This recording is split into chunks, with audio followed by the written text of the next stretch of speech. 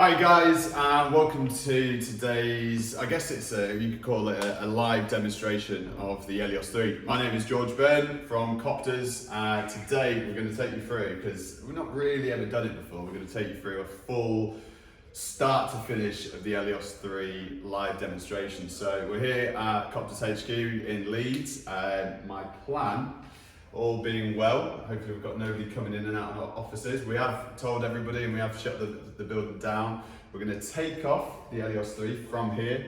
We're going to fly it all the way to the top of our building through the staircase, and then we're going to press return to home and we're going to bring it all the way back down. So without further ado, we'll do a quick setup. I'll let Tom, who's on the camera today, have a look inside the box. So standard things that you get with the drone, the actual drone, batteries, controller and tablet. So what we'll do is we'll fit the battery in first. So this slips into the back. This is a pre-charged battery, as all good missions should be done. That goes into the back of the drone, and with the red locking arm, that locks into place. So that now is ready to go. We have got the controller, which is Flybuncey's own design. This has the ability to fit the range extender on the back as well, for some of your more challenging environments, talking sewers, tunnels, culverts, really anywhere that you're going into an area that you can't get full access to with the controller's antennas basically. So from here, what we'll do is we'll close down all of the apps and go from a start. So we fire up the app, turn the controller on, and then from here we will enable USB tethering when the opportunity is given to us. There we are. And then we'll go back.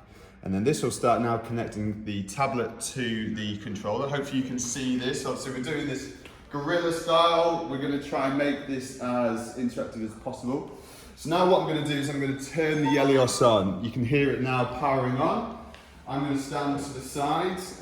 We have asked the chap behind the desk just to step outside while we get this set up. So what we're doing now is it's now initializing.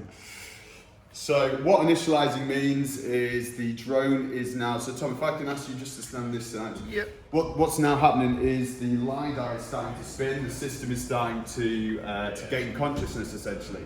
What it's doing is it's looking at its environment, it's looking at what key features it's got around us, and what that will allow us to do is, because of the asset management software, we're able to relocalize. So once we've done one mission, we're able to do multiple missions on top of that same one. So say we only got halfway, or we got to a certain level and we had to do a more in-depth inspection, take a load of POIs, and then those POIs, that map that we have already created, will then feature on this system. So let me take you through creating a new asset. So we're going to create a new asset, COPTRZ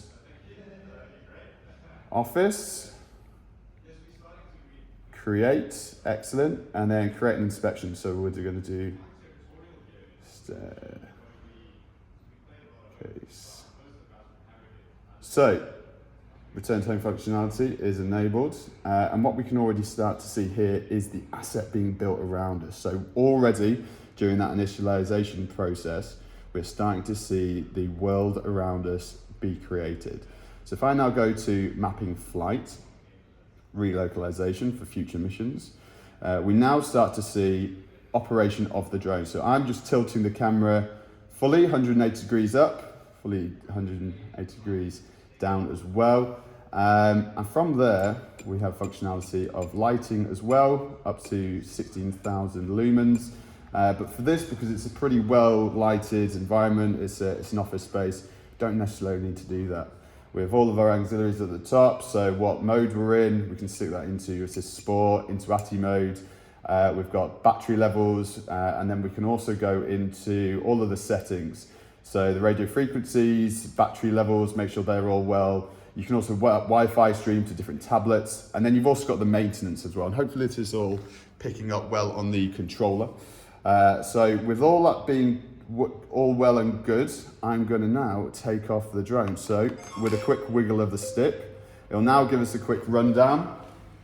So So Tom, if I get you to come this way, it's going to get very loud very quickly. Once we get past, I'll start talking again, but from here we're going to start flying the ELIOS 3 up the staircase.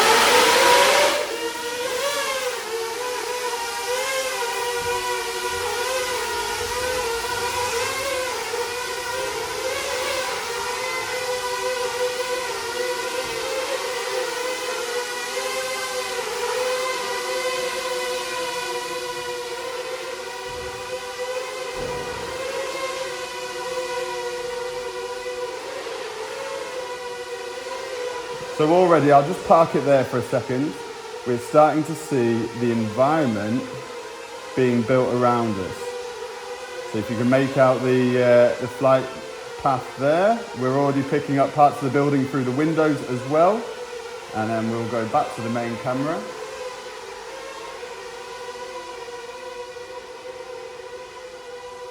And we will keep going all the way to the top of the building.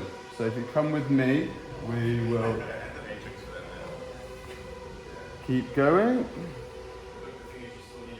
Now we are starting to see slight bit of radio frequency weakness, and this is where positioning of a range extender at the bottom of the stairwell, or even just moving closer to that environment, is going to help us out massively, because obviously it works on a radio frequency, which means, oh, there is a gentleman there. That's the first person that's got in the way.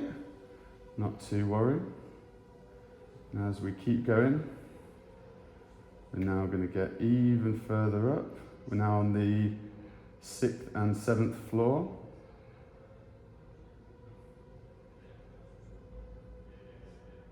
And we're all the way to the top of the building. Now you can't even hear the drone from this position, can you? So with that, I'm now going to have a look at the model that we've created so you can see exactly how far we've gone. This is where we are. And then from there, press return to home. The drone is now going into return to home mode.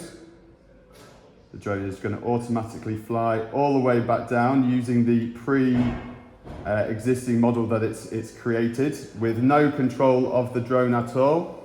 We are now seeing the drone flying in a confined space with no satellite connectivity in an area where it is depending solely on the LiDAR.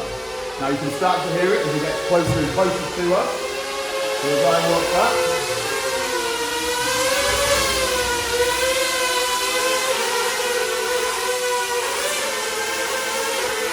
and just like that, we're back.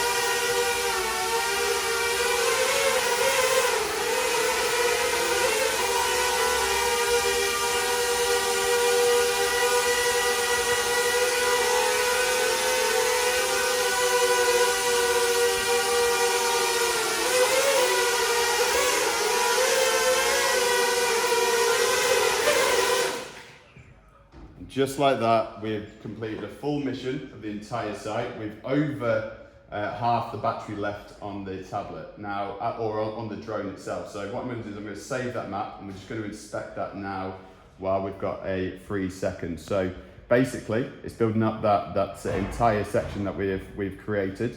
We've flown all the way to the top. It's managed to map the entire stairwell and get back in one flight. So what we can now use this for is I can put another battery in. We can relocalize the drone, so we've got the actual system ready to go with the existing model on there, with the existing flight plan, and all of the POIs that we could have potentially captured. Now, what that means is the next mission that I do, say we wanted to go into level 3, we want to go into one of the buildings here. Now, it could just pick up some of the points through the windows as it flew up. But what that also means is when we get to that point, we can go into that section and then start building upon this model, building upon this LAS model. So yeah, there's a quick introduction to the ELIOS 3, as a quick introduction to the return to home functionality. Realistically, you know, the ELIOS 3 is incredibly intuitive. It's incredibly easy to use. It's incredibly easy to fly.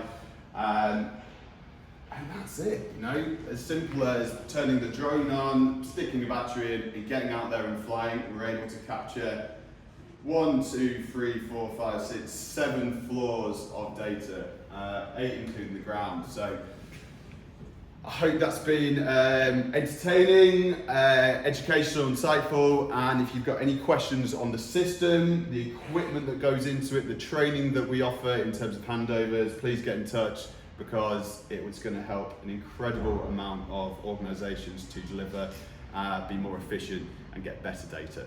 Thank you very much for joining us. I've been George Burne. Have a good day. Cheers.